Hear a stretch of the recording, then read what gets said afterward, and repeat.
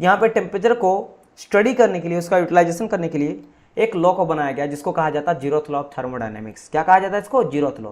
अब पहली बात, इसको जीरोथ लॉ नाम आखिर क्यों पड़ा? इसको अगर पहला ये लॉ है तो इसको कहना चाहिए क्या? First law. फर्स्ट लॉ कहना चाहिए, लेकिन जीरोथ लॉ क्यों कहा गया? रीजन ये था कि ये लॉ ना फर्स्ट लॉ के बाद आया था। तो फिर बोलेंगे सर जी अगर फर्स्ट लॉ के बाद आ रहा है तो आपको सेकंड लॉ बोलना चाहिए था, तो इसको फिर फर्स्ट लॉ क्यों कहा गया, जीरोथ लॉ क्यों कहा गया? क्योंकि बात ये था कि आया तो था फर्स्ट लॉ के बाद, लेकिन ये बहुत ही बेसिक था, ये टेम्परेचर के बारे में बता रहा था, तो इसीलिए इसको पढ़ना था पहले, इसलिए इसका नाम पड़ा क्या? Zeroth law. अब कैसे क्यों मैं आपको समझा रहा हूँ। तो देखो होता क्या है मेरा, पहले समझो मेरी बात। अगर आप अभी तक आप लोग फर्स्ट लॉ नहीं पढ़े हो, मैं आपको बताऊंगा आगे चलकर फर्स्ट लॉ क्या बताता है। फर्स्ट लॉ मेरा बताता कंजर्वेशन एनर्जी के बारे में, यानी कि जो भी हम लोग हीट देते हैं, हीट दे के वो मेरा वर्क डन में कन्वर्ट कर देता है ना। फॉर अ सिस्टम साइकिल बात करेंगे तो यहाँ पे डी भी आता है, इंटरनल एनर्जी भी आता है, यानी कुल मिला के हीट देते हैं और हीट से हम लोग क्या करते हैं? वर्क डन करते हैं। हीट से हम लोग क्या करते हैं? वर्क डन करते हैं। जैसे कि बाइक आप चलाते हो, आपने पेट्रोल या डीजल डालते हो, डीजल क्या होता है, ये पेट्रोल क्या होता है, अंदर में जलता है, कंबसन होता है, तभी ना धुआं निकलता है जलने के बाद, है ना। साइलेंसर रहता है, उससे हीट मेरा हॉट गैसेस निकलता है क्योंकि जल रहा है, अंदर में गर्म हो जाता है, इसीलिए इंजन गर्म हो जाता है, तो वहाँ हीट यूज किया जाता है। उस केमिकल फ्यूल, जो केमिकल आपका एनर्जी होता है, फ्यूल के अंदर का केमिकल एनर्जी को कन्वर्ट किया जाता है हीट एनर्जी में, और हीट एनर्जी से क्या करा जाता है? हीट एनर्जी से वो आपका पिस्टन सिलेंडर मूवमेंट होता है, क्रैंक घूमता है, जिसके वजह से आपका बाइक का व्हील घूमता है और आपका इंजन चल पड़ता है। तो वहां से आपने क्या करा? वर्क डन करा, तो हीट से ही वर्क डन हम लोग किए। तो वो ही बताता है कि हीट से वर्क डन कर सकते हैं, यानी कि और यहाँ पे जो भी आप हीट दिए, हीट अगर आप 10 जूल का देंगे तो 10 जूल ही वर्क डन करेगा। हाँ इंटरनल एनर्जी है तो 8 मान लो, क्या 2 लॉस हो गया तो 2 + 8, लेकिन हाँ 10 अगर दिए तो 10 ही होगा, ठीक है, कुल मिला के। तो वो क्या बताता है? हीट को बताता है कि कैसे कन्वर्जन करते हैं वर्क वगैरह में, कितना करते हैं, डायरेक्शन के बारे में फिर सेकंड लॉ बताता है कि आखिर यहाँ जो हम लोग हीट दिए, जैसे मैंने कहा ना कि अगर यहाँ पे 10 जूल दिए हैं तो हो सकता है कि वो वर्क डन किया 8 का, दो जूल जो है वो बर्बादी हो जाता है, जिसको कहा जाता है इंटरनल एनर्जी। अब बोले सर बर्बाद क्यों होता है? इंजन गर्म तो हो रहा ना, तो हीट तो बर्बाद हो गया गर्म होके, उसका यूज होना चाहिए वर्क डन करवाने में, लेकिन हीट गर्म हो गया, आपको गर्मी लग रहा है, साइलेंसर गर्म हो रहा, तो वो हीट का ही तो यूटिलाइज बर्बादी हो रहा ना, कुछ आपका ठंडा हो गया, राइट। तो यहाँ पे आपका बर्बादी भी होता है, कंप्लीट यूटिलाइजेशन नहीं करते। तो ये कितना होगा कितना नहीं, सेकंड लॉ फिर बताता है, जो सेकंड लॉ में पढ़ेंगे। फर्स्ट लॉ सिर्फ ये बताता है कि हम लोग क्या कर सकते हैं? एनर्जी का कंजर्वेशन कर सकते हैं, हीट से वर्क डन में कन्वर्ट कर सकते हैं, ये वक्त खाली बताता है। लेकिन यहाँ तो और देखो हीट का ट्रांसफर क्यों कब होता है? जब टेम्परेचर डिफरेंस होता है। मैं आपको बताया था कि हीट जो होता है ये फॉर्म ऑफ एनर्जी होता है, एनर्जी होता है, और ये कब मेरा ट्रेवल करेगा एक जगह से दूसरी जगह? जब टेम्परेचर का डिफरेंस होगा। कोई एक कोल्ड बॉडी होगा, है ना, और कोई आपका एक हॉट बॉडी होगा, तो हॉट से कोल्ड की ओर मेरा क्या जाएगा? हीट ट्रेवल करेगा। क्यों बोले तो हीट है, क्यों बोले तो हीट है। कब? जब मेरा T1 और T2 रहेगा और T1 is greater than T2 रहेगा, हॉट ज्यादा गर्मी, तब जाके हीट का ट्रेवल होगा। तो हीट का ट्रेवल कब होगा? जब टेम्परेचर डिफरेंस होगा। पहले टेम्परेचर तो पता कर लो, तो ये टेम्परेचर का कॉन्सेप्ट देता है। मेरा जीरोथ लॉ किसके बारे में बताता है? टेम्परेचर के बारे में। तो टेम्परेचर पहले डिफरेंस होगा तब तो मेरा हीट ट्रेवल करेगा, तब तो मेरा हीट मेरा जो है ना वर्क डन में कन्वर्ट करेगा ना, ठीक है। du + ΔW जो लिखते हैं, जो आगे चलकर समझ आपको आएगा। तो यानी क्या समझ आया कि ये जो है ना फर्स्ट लॉ के बाद में तो डिस्कवर हुआ था, लेकिन तब तक फर्स्ट लॉ तो डिस्कवर कर दिया गया था।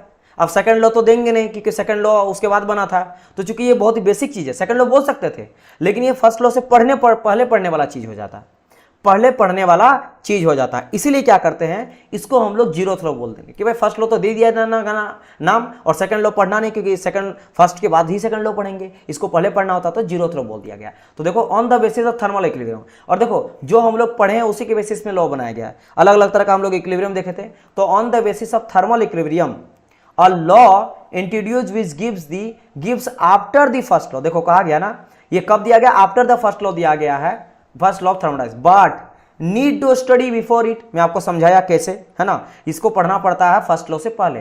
दैट्स वाई इसका नाम पड़ा मेरा जीरोथ लॉ ऑफ थर्मोडायनेमिक्स।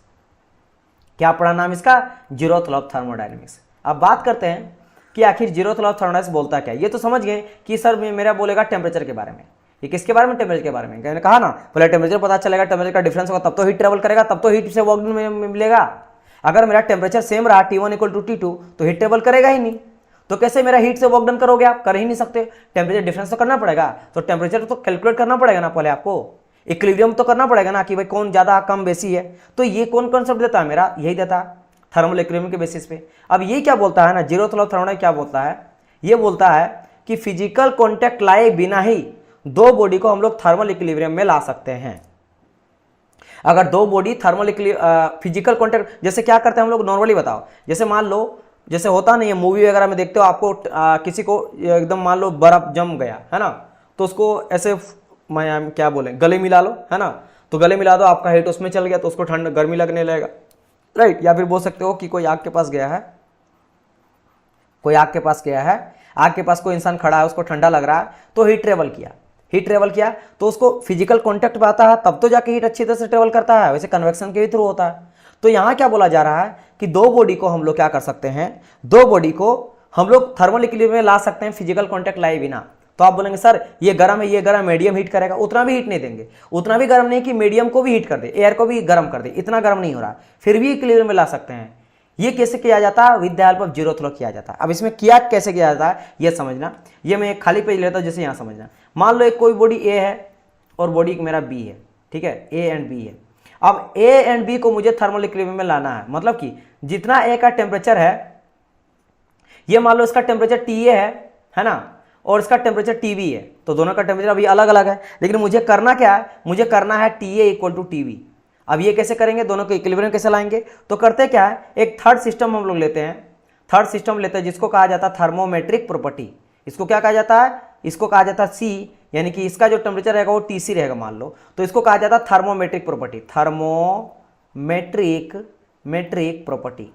अच्छा, थर्मोमेट्रिक प्रॉपर्टी मतलब क्या होता है, ये सेंसिटिव होता है टेम्परेचर का, मतलब जैसे होता है ना कि मैं बहुत ज़्यादा सेंसिटिव लड़का हूँ या सेंसिटिव लड़की है, उसको कुछ बोलना नहीं तो रो देगी, है ना, या फिर किसी को गुस्सा आता है, बहुत सारे इंसान को थोड़ा बोल दे रहे उसको कुछ मत बोलना, बहुत ज़्यादा फायर हो जाता है ना, सेंसिटिव, बहुत ज़्यादा सेंसिटिव होता है।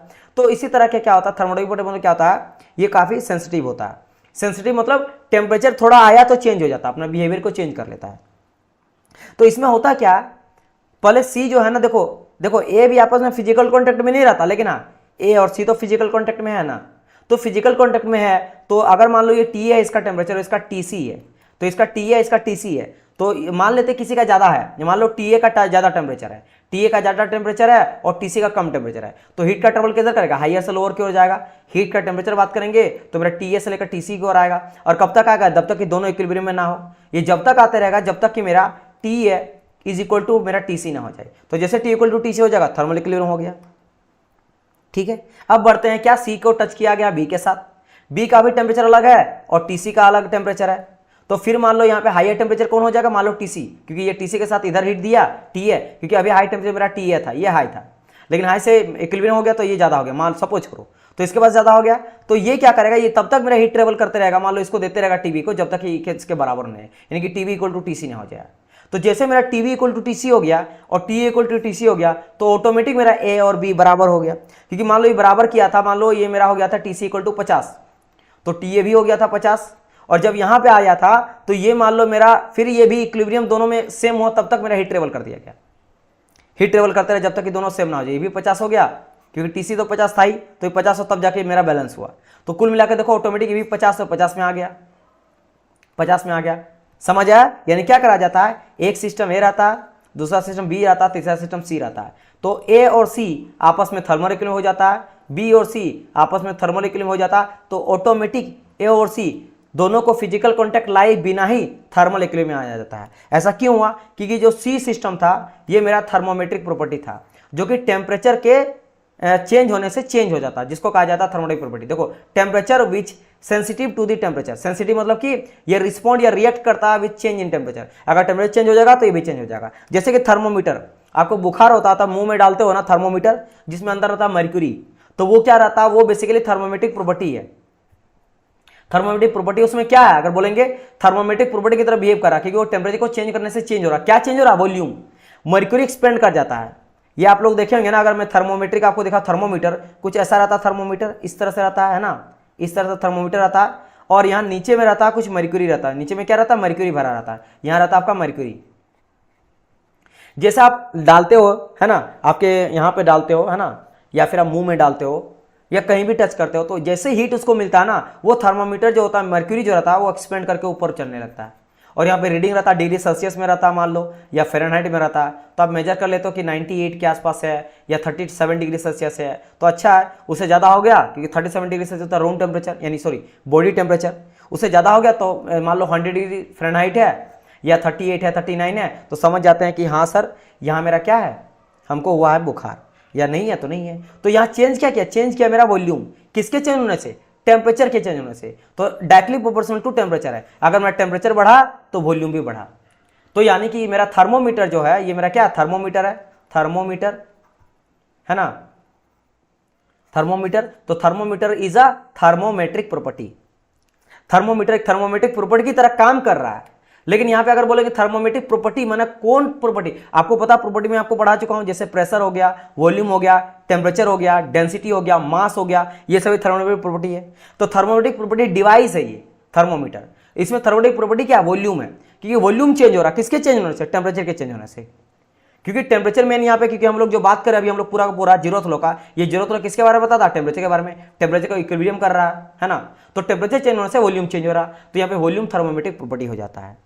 समझ आया, इस तरह से मेरा काम करता है। चलिए तो नाउ अब हम लोग डेफिनेशन देख लेते हैं, जीरोथ लॉ क्या कहता है।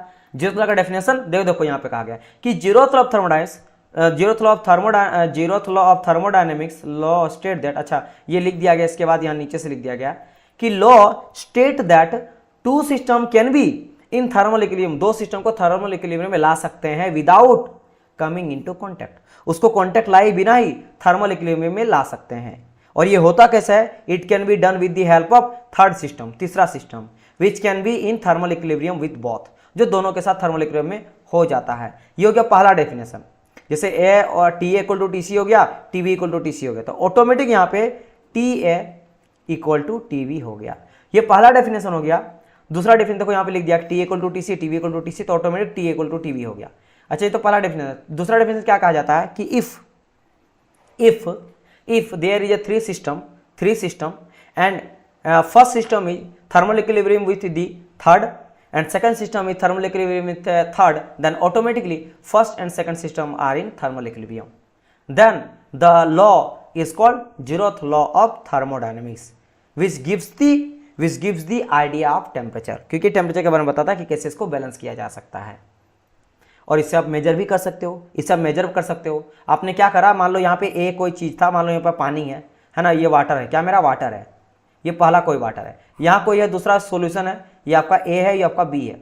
आप कोई थर्मोमीटर को लिए, थर्मोमीटर जिससे आप मेजर करते हो अपना बुखार टेम्परेचर, तो आपने थर्मोमीटर को पहले डाल दिया वाटर में, तो चेक हो गया कि इतना डिग्री सेल्सियस है।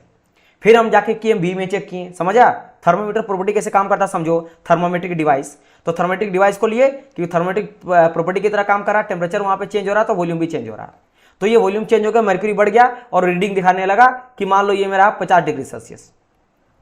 फिर से जीरो किए थर्मोमीटर को, फिर से डाल दिए इस वाले सॉल्यूशन पे, ये भी गर्म है, इसमें देखे तो पता चले यहाँ पे 70 डिग्री सेल्सियस है। तो आपको बैलेंस करना है, दोनों को सामने ना बिना बैलेंस करना है। तो बोलेंगे काम करो, इसको ठंडा करो, थोड़ा ठंडा होने दो, तो इसको जल्दी ठंडा किए या पानी डाल दिए, जैसे भी किए। तो जैसे 50 आ गया तो बोले हाँ अब हो गया, तो ये दोनों टी ए भी 50 है मेरा और टी भी 50 है। तो कॉन्टेक्ट लाई बिना ही with the help of thermometric एक डिवाइस के थ्रू हम लोग यहाँ पे इक्विलिब्रियम ले आए। तो ये कहलाता है मेरा zeroth law of thermodynamics, right. बिना कॉन्टेक्ट लाए बिना थर्मल इक्विलिब्रियम में ला सकते हैं। समझ आ गया यहाँ पे, बताइए आप लोग।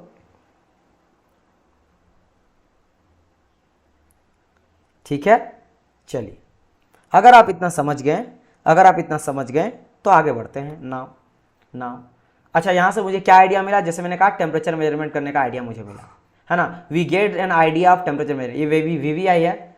ये क्वेश्चन आपको पूछा जाएगा कि zeroth law of thermodynamics gives the idea of temperature measurement.